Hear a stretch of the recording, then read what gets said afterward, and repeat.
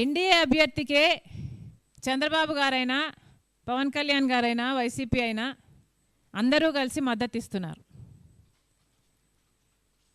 ఒక్కొక్కరి గురించి మాట్లాడదాం.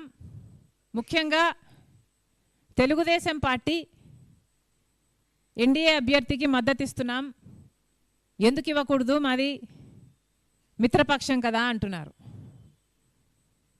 నిజమే, మీది మిత్రపక్షమే.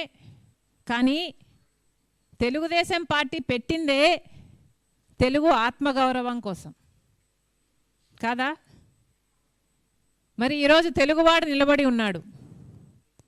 మరి ఈరోజు తెలుగు జాతి పక్షాన నిలబడాలని మీకు ఎందుకు అనిపించటం లేదు? ఆ రోజు ఎన్టీఆర్ గారు పివి నరసింహారావు గారి కోసం నంద్యాల సీటు వదులుకోలేదా? ఎందుకు వదులుకున్నాడు? ఎందుకంటే ఒక తెలుగువాడు మంచి పదవిలో ఉంటే అది తెలుగు జాతికే ఖ్యాతి అనుకున్నారు కాబట్టే కదా వదులుకోగలిగారు. మరి ఈరోజు తెలుగు తమ్ముళ్ళు తెలుగుదేశం పార్టీ ఎందుకలా ఆలోచించటం లేదు? అంటే ఈరోజు తెలుగు జాతి కంటే బీజేపీ ఖ్యాతే మీకు ముఖ్యమా? తెలుగు ఆత్మగౌరవం కంటే మోడీ ఆత్మగౌరవమే మీకు ముఖ్యమా? ఏం చెప్పాలనుకుంటున్నారు?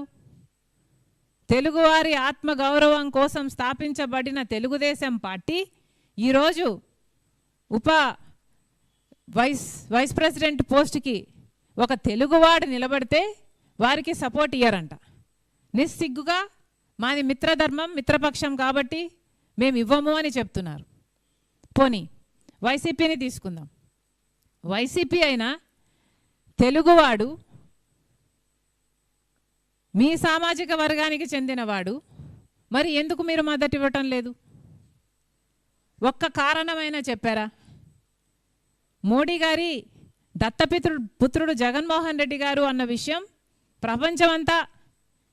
ప్రపంచం అంతటికీ తెలిసిన రాజశేఖర్ రెడ్డి గారు కొడుకు కాబట్టి, రాజశేఖర్ రెడ్డి గారు ఎప్పుడు బీజేపీకి మద్దతు ఇవ్వలేదు కాబట్టి, బీజేపీ వ్యతిరేకించారు కాబట్టి జగన్మోహన్ రెడ్డి గారు రాజశేఖర్ రెడ్డి గారి కొడుకులా అండగా నిలబడతారు అనుకున్న సామాజిక వర్గాలన్నీ ఇప్పటికి మోసపోయాయి.